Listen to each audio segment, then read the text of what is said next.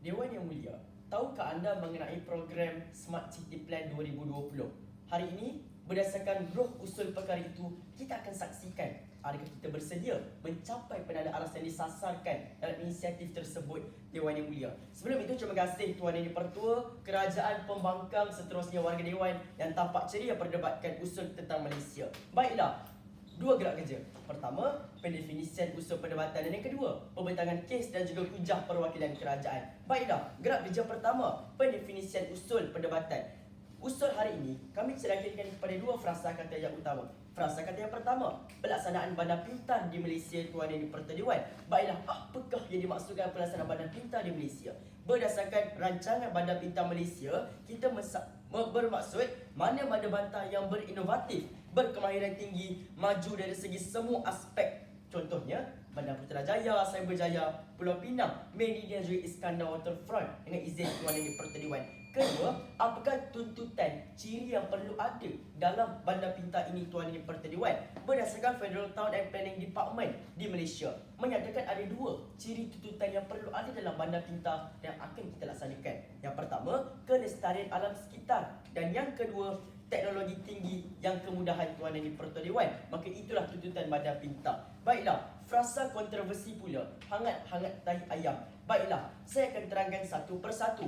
Berdasarkan PRPM Dewan Bahasa dan Pustaka, hangat-hangat tahi ayam merupakan lambangan daripada simpulan bahasa yang bermaksud keadaan tidak bersungguh-sungguh, Tuan Yang Dipertua Dewan. Justeru, anda pasti tertanya-tanya, apakah keadaan untuk kita ukur sesuatu perkara itu tidak bersungguh-sungguh, Tuan Yang Dipertua Dewan? Maka kita akan ambil daripada kata pengarah Smart City Inisiatif Malaysia, menyatakan keadaan untuk kita ukur sama ada plan itu telah pun diikuti dengan baik ataupun tidak adalah berkaitan bagaimana inisiatif-inisiatif tindakan mana-mana pihak, Tuan Yang Dipertua Dewan, yang tidak berjaya memenuhi tuntutan bandar pintar dan akhirnya tidak melepasi penanda aras keadaan yang kita sasarkan dalam plan ini, Tuan Yang Dipertua Dewan. Justeru, apakah penanda aras yang kita ukur, Tuan Yang Dipertua Dewan? Berdasarkan inisiatif Smart City Plan tahun 2020, menjelang tahun itu kita mensasarkan pertama, apabila keadaan target prestasi Jabatan Alam Sekitar mengenai suhu dan juga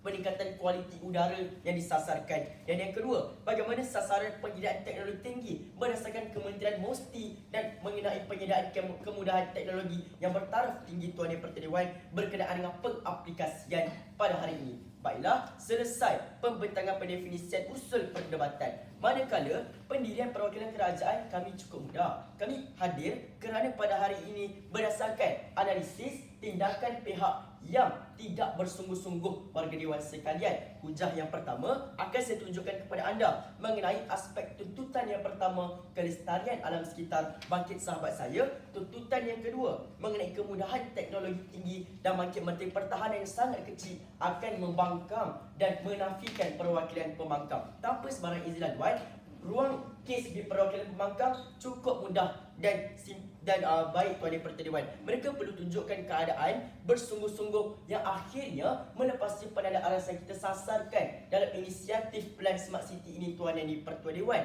Baiklah, hujah pertama di perwakilan kerajaan mengenai tuntutan yang pertama, iaitu kelestarian alam sekitar, warga Dewan sekalian. Menurut Datuk Wan Hamidun Wan Badur Zaman, yang merupakan pengurusi Pusat Pendidikan Bandar Pintar Malaysia, menyatakan tuntutan yang perlu ada dalam sesebuah bandar pintar yang dominan, iaitu perlulah sebuah bandar pintar memenuhi ciri tuntutan kelestarian alam sekitar, Tuan Yang Dipertua Dewan, yang diukur melalui pertama, indeks kualiti udara tersebut di kawasan itu, Tuan Yang Dipertua Dewan. Baiklah, kes perwakilan kerajaan akan tunjukkan kita tidak percaya pun memenuhi tuntutan kelestarian alam sekitar itu disebabkan tiga perkara. Pertama, disebabkan oleh tidak konsistensi dalam untuk kita melaksanakan kualiti udara yang disasarkan. Yang kedua, pelaksanaan program alam sekitar yang terhenti. Dan yang ketiga, disebabkan mekanisme pantauan pihak berkuasa tempatan yang tidak berkala. Itulah punca perkara ini berlaku yang menunjukkan keadaan tidak bersungguh-sungguh, warga Dewan sekalian. Baiklah, saya tidak beromong kosong. Kita lihat contoh yang pertama.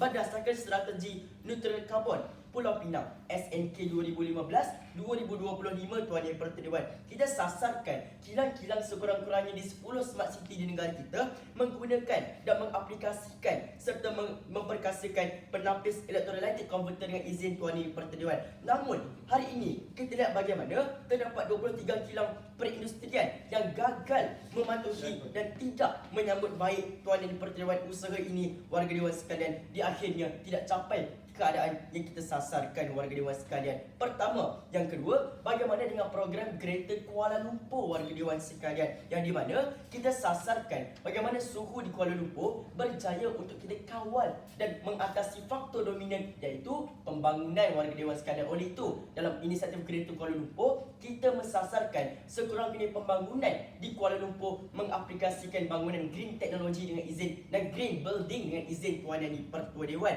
Namun pada hari ini kita lihat tidak ada satu pun bangunan di Kuala Lumpur yang mengaplikasikan secara total perkara ini, walaupun sudah lama kita bentangkan cadangan ini, warga dewan sekalian. Buktinya, pada suku pertama 2017, Cyberjaya yang merupakan daripada 1998 lagi kita mensasarkan MSC, iaitu menjadi bandar pita di Lembah Kelang, tidak berjaya. Malah untuk pengetahuan anda, Cyberjaya meningkatkan kualiti udara yang menurun sebanyak 25% pada suku pertama 2017 Tuan Yang Dipertua Dewan, berbanding dengan analisis komparatif dengan negara yang tercatatkan sebagai antara 9 terbaik yang diiktiraf oleh Badan Kesatuan Dunia Tuan Yang Dipertua Dewan. Berdasarkan McKinsey Report, di Abu Dhabi diiktiraf sebagai bandar pita pertama terbaik disebabkan Smart City Plan inisiatif di negara mereka berjaya mereka patuhi. Akhirnya kualiti udara di Abu Dhabi daripada teruk menjadi lebih baik, warga dewan sekalian. Disebabkan apa? Penanda aras berjaya mereka capai yang mereka sasarkan di negara Abu Dhabi, Tuan Yang Dipertua Dewan. Baiklah Tuan Yang Dipertua Dewan, kesannya hari ini Tuan Yang Dipertua berdasarkan polisi pembandaran nasional, inilah yang menunjukkan keadaan tidak bersungguh-sungguh, dan status quo pada hari ini menunjukkan berbaki lagi 2 tahun untuk mencapai pengakhiran bagi program Smart City Initiative tidak berjaya. 25 kita sasarkan hanya 10 yang berjaya mengikuti pelan pembangunan inisiatif Smart City Plan ini. Di akhirnya, inilah yang menunjukkan tindakan tidak bersungguh-sungguh berdasarkan KPI yang kami letakkan dalam luar perdebatan. Maka di akhirnya, demi Malaysia yang lebih baik, kami percaya kita perlu menerima sebuah kebenaran yang realiti. Terima kasih.